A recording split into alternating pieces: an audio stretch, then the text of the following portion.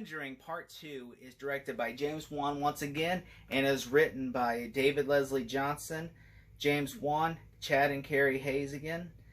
And this movie is so good. It stars Patrick Wilson and Vera Farmiga once again, and new to the franchise is Frances O'Connor, Madison Wolfe, Simon McBurry, Franca Pontina. And let me tell you, the cast does not disappoint. The cast does not.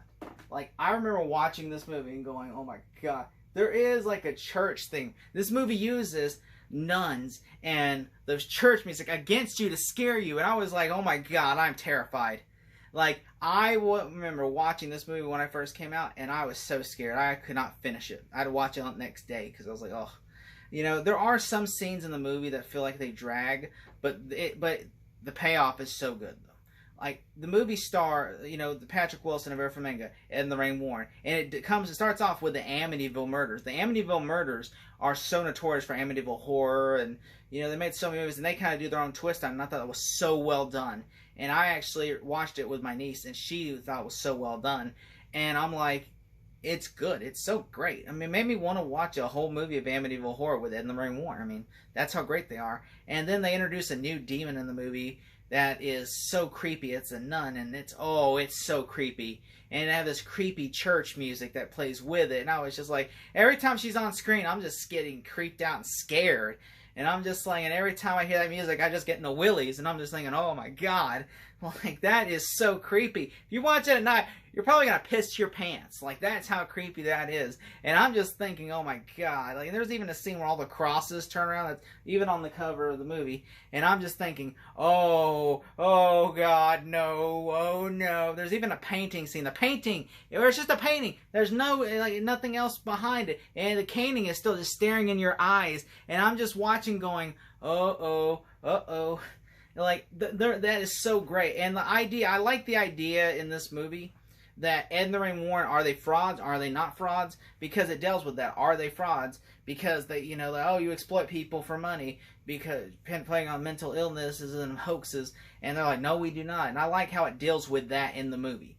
And I liked how in the movie that's that's the main case of the movie, is they're investigating this little girl who says, oh, my house is haunted. And they're like, and then like some people don't believe her, and they're like, oh, this is just a hoax, she jumped off the bed, and oh, there's no ghost here. And in a way, they kind of find out maybe that is the case.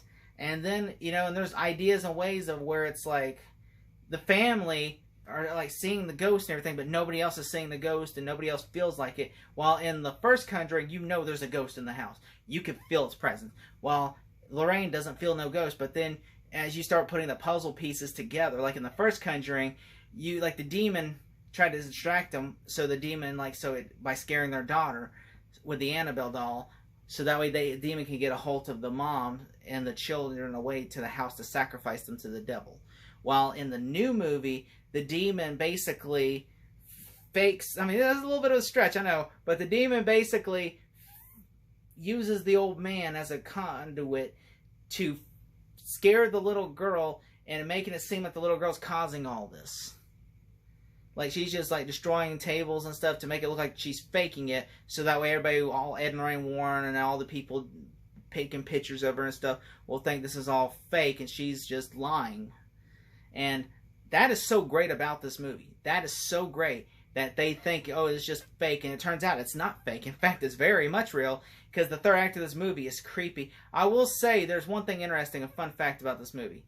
This movie, the demon in this movie, was originally a different creature, a fake, like, it was more or less like different design, but what happened was James Wan, they shot the whole movie, and then James Wan was like, this isn't really scary or creepy. So they went back, asked the studio, could we do reshoots? We had this cool idea for a nun.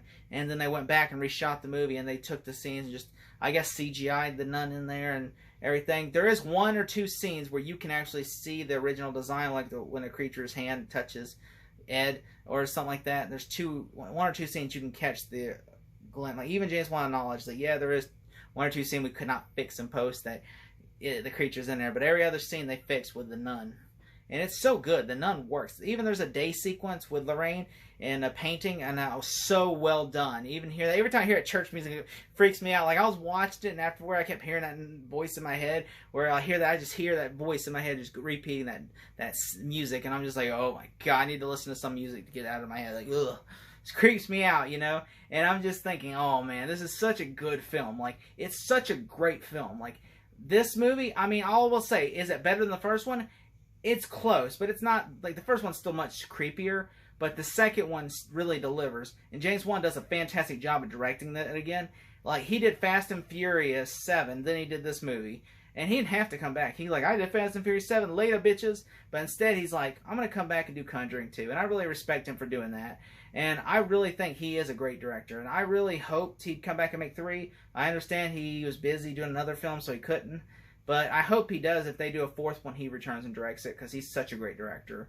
And I like when he does horror. I know he does have another horror film coming out called *Malignant*, and I'm really looking forward to watching that, because he has earned my respect for horror, and I will support him 100% all the way through. And I will say this movie, if I had to give it a grade, I'm going to say it's an A-, but it's a perfect, fun time. You're going to get creeped out. If you watch it with the lights off, you're going to get scared. Thank you all so much for watching. I promise I'm going to have a review for The Conjuring 3 soon. And I just grateful for everything for y'all watching. These movies are hard to review, the Conjuring movies, because they're so creepy. But they're great to watch. They're just creepy. And I really enjoyed these movies. And Patrick Wilson's a fantastic actor. Can we just say that? He's such a great actor. Him and Vera Farmiga are fantastic. I liked him in Aquaman. I just want to say, he's great. Watchmen, Aquaman, Phantom of the Opera, Lakeview Terrace, A-Team. He's such a great actor. Yeah, I've been paying attention to his filmography for a while now. I think I have every single one of those movies I just named, too. It's weird, huh? But thank you for watching. If you can, just give this video a like, a thumbs up, and fall down the rabbit hole for more. And like and subscribe. Thank you so much for watching.